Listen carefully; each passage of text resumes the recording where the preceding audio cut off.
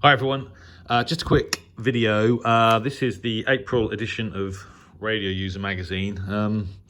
I thought I'd do a quick video because, primarily there's a review of the ELAD FDM-S3 that I wrote recently, and nice to see it appearing on the front page. I think that's only happened once before.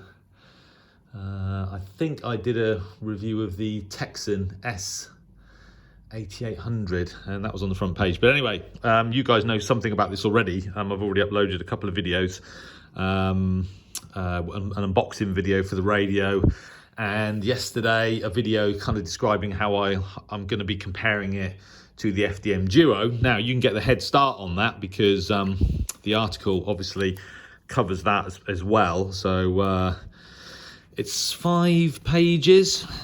So basically, something on the specifications, unboxing, first impressions, first power up, sensitivity, selectivity on long wave, DXing on medium wave, short wave, other reception modes, FM, etc., and then how the filtering and noise suppression works, and then spectrum recording and conclusion. So buy the magazine anyway, because there are very few magazines in print that support the hobby of radio. There's obviously, this is one of them, Radio User Magazine. And yeah, it always feels great to have an article. It's been a while since I wrote one. I've written quite a few in the past sort of 3 years or so. But as I keep saying, we should support Radio User Magazine because it's one of the few publications in print that support the hobby. I say the same thing about the World Radio and TV Handbook every year, and well worth $4.99. There's a couple of other things in here as well, actually. I mean, I'm not going to go through the whole magazine, but a couple of other really interesting articles. Just before my article on the ELAD, there's a new column by our friend Tim Kirby called Push to Talk, where he's going to write about CB radio, PMR, network radio, and some of the kind of simpler operation for amateur radio.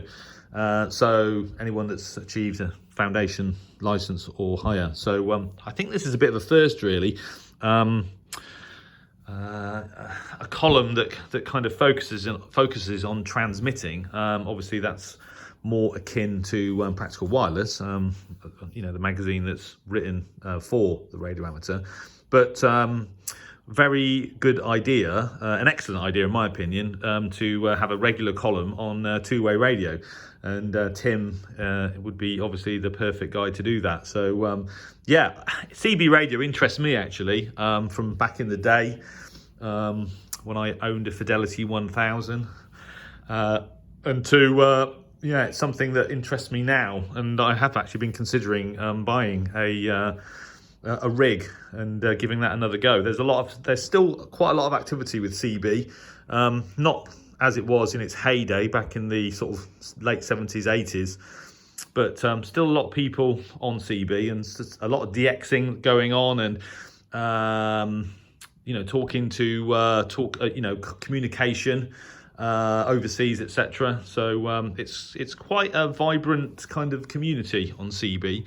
It's just a bit different to how it was sort of 20 or 30 years ago. But anyway, so that's a really good column from Tim that I'd also wanted to tell you about.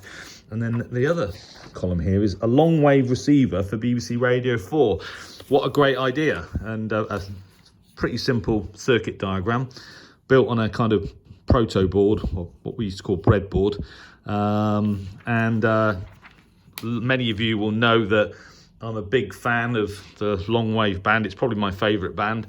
And do it yourself radio for listening to Radio 4. What a great idea. I'm not sure I've seen anything like this in Radio User Magazine before. They're kind of pushing the boundaries a little bit, which is great to see. So yeah, what a great idea. So anyway, so there you go.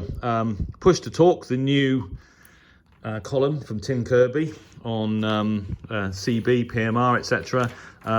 My review on the ELAD FDM S3, which I won't give anything away, but I mean, you guys know quite a lot about it already anyway. So what was good for me doing this test was that having owned the FDM Duo for a few years, I had a very good radio to compare it against, that obviously by the same manufacturer. So there you go.